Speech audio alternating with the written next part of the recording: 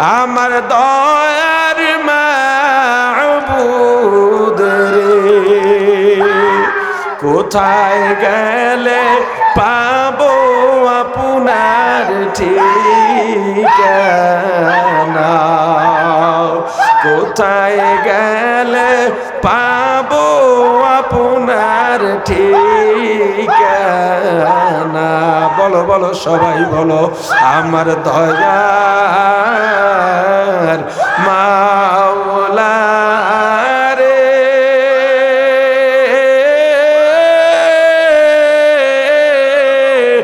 আমার দয়ার মাবুদ রে, কোথায় গেলে পাবো আপনার ঠিকানা,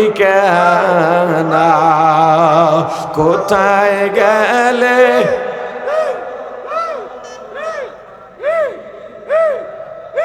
আপনাকে পাইবার আসে,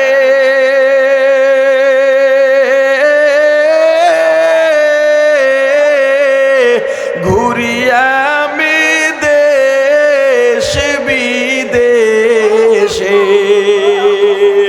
চরমনার ময়দানে করলাম বিছানা,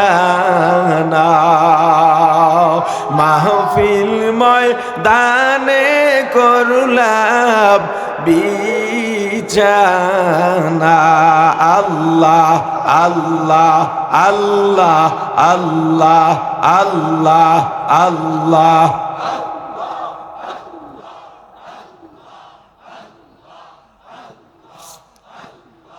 اللهم صل على سيدنا ونبينا وشفيعنا وحبيبنا ومولانا محمد صلى الله عليه وعلى آله وأصحابه وبارك وسلم। ওই গরিব দোকানে দোকানদারি করে আর গুনগুন করে জিকির করে, ওই গরিব নদীতে মাছ ধরতে যায়, জাল ফালায় আর জাল টানে আর গুনগুনে আমার আল্লাহর জিকির করে। আল্লাহর জিকির করতে ভালো লাগে, অন্তরের মধ্যে আল্লাহর মায়া, আমার রাসূলের মায়া, রাসূলের ভালোবাসা। ওরে আমার ভাই, এই বর্ণবাদ দূর করলেন আমার রাসূল, আর তুমি কোন কসুর নেলসন ম্যান্ডেলারে নিয়ে আসছো? তুমি আমার রাসূলের ইতিহাস জানো না, রাসূলের খবরও জানো না। এই দুনিয়ায় যত মানবতা সভ্যতা, এই দুনিয়ার যত অধিকার মর্যাদা বাস্তবায়ন করেছেন আমার রাসূল। কে? জোরে বলেন সাল্লাল্লাহু আলাইহি ওয়াসাল্লাম। আবার বলেন সাল্লাল্লাহু আলাইহি ওয়াসাল্লাম। আবার বলেন সাল্লাল্লাহু আলাইহি ওয়াসাল্লাম। ও রাসূলের উম্মতেরা, রাসূল কি পছন্দ করেন, রাসূল কি চান, উম্মতের থেকে আমার রাসূল কি আশা করেন? তুমি যদি রাসূলের উম্মত হও, রাসূলের ভালোবাসা তোমার অন্তরে থাকে, ওটা বাস্তবায়ন করার জন্য, রাসূলের পছন্দ মতো তোমাকে গড়বার জন্য তুমি ব্যাকুল হইয়া যাইবা। তুমি যদি চিন্তা করতা যারা হজে যায়, উমরায় যায়, ওই মক্কা থেকে মদিনা যাইতে এখন তো রাস্তা ভালো, নিজস্ব গাড়িতে গেলে 4.5 থেকে 5 ঘন্টা সময় লেগে যায়, গাড়ি থাকে 150-র উপরে টান, আর ট্রান্সপোর্টের গাড়িতে গেলে 6, 7, 8 এমনকি 9 ঘন্টাও লেগে যায়। আর তুমি যখন ওই মদিনায় যাও, তুমি শুধু জানালা দিয়া মোবাইলের ভিডিও অন করে রাখো, কোথায় উট দেখা যাবে, কোথায় খেজুরের বাগান, কোথায় দুম্বা। একবার যদি চিন্তা করতাম আমি এখন যাই এত সহজে, আমার রাসূল যখন মক্কা ছেড়ে মদিনায় গেলেন তখন তো এই রাস্তা ছিল না, এত সুন্দর যানবাহন ছিল না। কি কারণে আমার রাসূল ওখানে গেলেন? একবার যদি চিন্তা করতা, রাসূলের রওজায় যখন লাইন দিয়া হাজার হাজার লক্ষ লক্ষ হাজিরা ঢুকে আমার রাসূলকে সালাম দেওয়ার জন্যে, আহারে কি একটা যুগ আইলো, মোবাইল ধরছে ভিডিও, আবার বাড়িতে বউকে ভিডিও কল দেয়, ওই ভিডিও কলে বউকে দেখা যায়, অন্যান্য মানুষও দেখে, অথচ রাসূলের রওজার সামনে দাঁড়ায়া তোমার তো পাথর হৃদয়টাও গোল পড়লে মোমের মতো নরম হয়ে যাওয়ার কথা, ওই জায়গায় দাঁড়াইয়া চোখের পানি ধরে রাখতে পারার কথা না। হাজার হাজার হাজির মধ্যে মাঝে মাঝে দুই একজন দেখা যায় কি যেন হারায়া ফেলছে, কি যেন হারায়া ফেলছে। রাসূলের রওজার সামনে যাইয়া পাগলের মতো করে শুধু গাল বাইয়া বাইয়া পানি পড়ে, আর মনের কত মাধুরী মিশায়া সালাম দেয়, আসসালাতু ওয়াসসালামু আলাইকা ইয়া রাসূলুল্লাহ, আসসালাতু ওয়াসসালামু আলাইকা ইয়া হাবিবাল্লাহ, আসসালাতু ওয়াসসালামু আলাইকা ইয়া শাফিআল মুজনিবিন, আসসালাতু ওয়াসসালামু আলাইকা ইয়া রহমাতাল লিল আলামিন। ওরে হাজী, তুমি উহুদের ময়দানে গেলা, ইসলামের দ্বিতীয় যুদ্ধ, ওখানে গিয়া তুমি ভিডিও নিয়ে ব্যস্ত, আর যদি চিন্তা করতা ওই যুদ্ধে কে যেন এলান করে যায় কি আছো, আমার রাসূল জিহাদে ডাক দিছেন। হযরত হানজালা বাসর রাতে বিবিকে ফালাইয়া জিহাদের ময়দানে চলে গেল। ওই যে উহুদের ময়দান, ওখানে যারা গেছো রে ভাই, কত কিছুই তো ওখান থেকে নিয়ে আসতে পারো। দেখবা যারা যাইবা, আল্লাহ তৌফিক দান করেন সবাইকে, ওখানে একটু গর্ত আছে, নিচা আছে, ঠালা আছে, কাফেররা মেরে আমার রাসূলকে ওখানে ফালাইয়া দিছে। আমার রাসূলের দান দান মুবারক শহীদ হইয়া গেছে, আমার রাসূল রক্তাক্ত হইলেন। আমার রাসূল উহুদের দিকে গেছেন, উহুদের পাহাড় দুই ভাগ হইয়া আমার রাসূলকে আশ্রয় দিল। আমার রাসূল বললেন, উহুদ আমাদেরকে ভালোবাসে, আমরাও উহুদকে ভালোবাসি, উহুদ আমাদের সঙ্গে জান্নাতে যাবে। একটা পাহাড় আমার রাসূলকে চিনল, বনের বাঘ হরিণ পশু পাখি আমার রাসূলকে চিনছে, গাছপালা আমার রাসূলকে চিনছে। আর যেই রাসূল এই উম্মতের জন্য কাঁদেন, শ্রেষ্ঠ মানুষ হইয়া উম্মত হইয়া রাসূলের চিন্তা করি না, রাসূলের জন্য মন কাঁদে না। ওরে আমার ভাই, তুমি যদি চিন্তা করতা মক্কা থেকে তায়েফ প্রায় 70 থেকে 80 কিলোমিটার, 6000 ফিট, 600 না জানি 6000 ফিট উঁচা, মক্কা থেকে তায়েফ পুরাটা উঁচা, পুরাটা উঁচা। 4 হুইল গাড়ি ছাড়া সহজে উঠতে পারে না, নরমাল গাড়ি এসি বন্ধ করে ওঠে, তাও অনেক কষ্ট হয়, অনেক সময় ইঞ্জিন হিট হইয়া যায়, স্টার্ট বন্ধ হইয়া যায়, গাড়ি আগুনের মতো হইয়া যায়। তুমি ওখানে যাও বুড়ির বাড়ি দেখতে, বুড়ির বাড়ি নিয়েও ইখতিলাফ আছে, ওটা বুড়ির বাড়ি না, তবুও ধরে নিলাম। তুমি ওখানে গেলা, গিয়া পাহাড়টা আর ভিডিও করে নিয়ে আসছো, আঙুরের বাগান খোঁজো, ওই বেদানার বাগান খোঁজো, কিন্তু ওই জায়গায় তায়েফে ঢোকার আগে একটা ছোট্ট গাছ আছে, গাছটা একটা বাউন্ডারি দেওয়া, ছোট নিচা কইরা আমার রাসূলকে তায়েফের দুষ্ট কাফেররা ওই জায়গায় মেরে ফেলায় দিছিল। আহারে আমার রাসূল তায়েফে গেলেন, দুইটা দিক লক্ষ্য করে চিন্তা করে। আমার রাসূলের দুধ মায়ের একটা সম্পর্ক আছে তায়েফের সঙ্গে, আর একটা শ্বশুর বাড়ির সম্পর্ক তায়েফের সঙ্গে।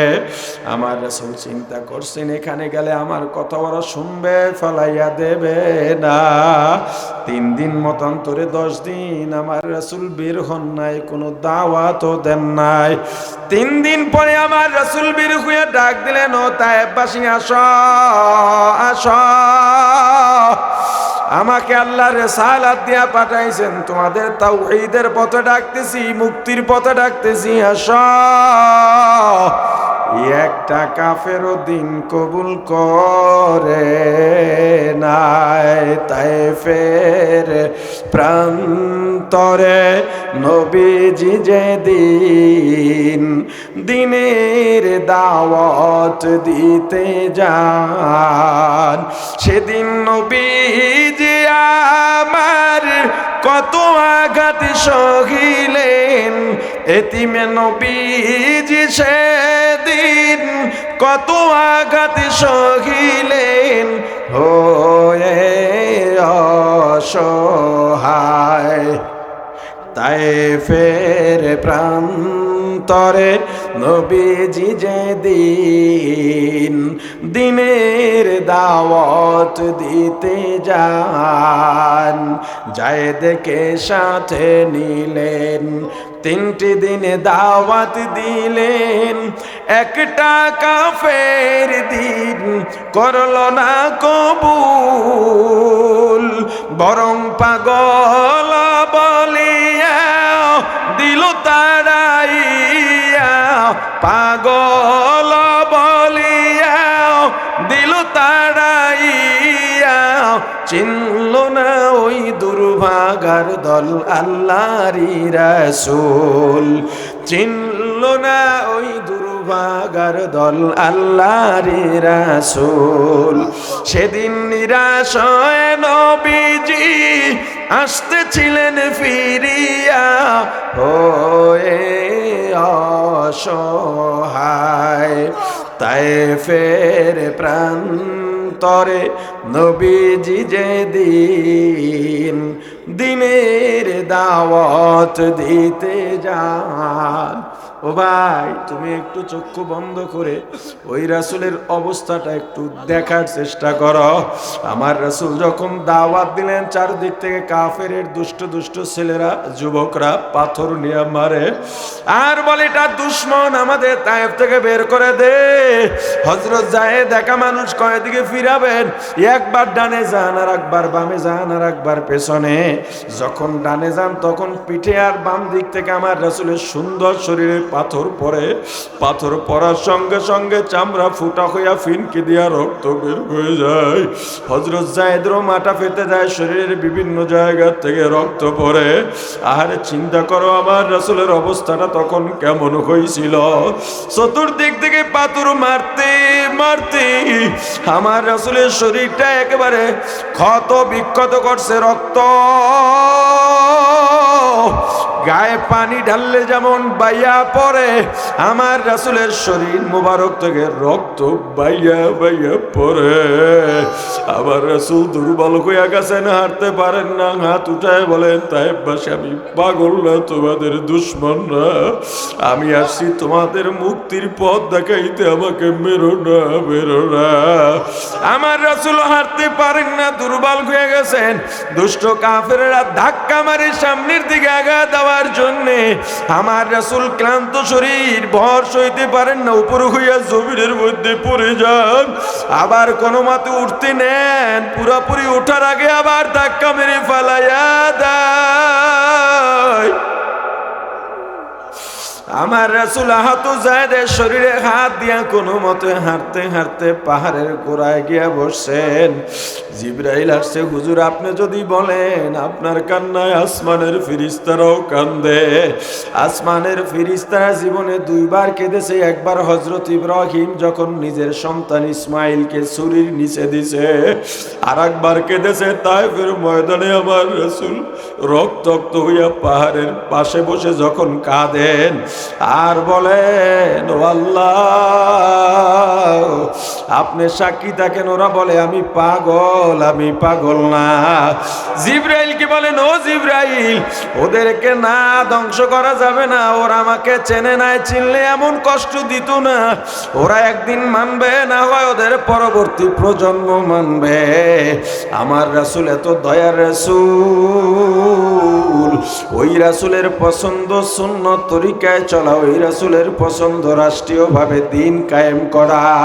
আমরা যদি রাসূলের উম্মত হয়ে থাকি, রাসূলের পছন্দ মতো চলবো না দুনিয়ার খেয়াল খুশি মতো চলবো? আরো জোরে বলেন, আরো জোরে বলেন। আল্লাহ রাসূলের খাঁটি উম্মত আমাদেরকে খাঁটি মুমিন হিসেবে কবুল করেন।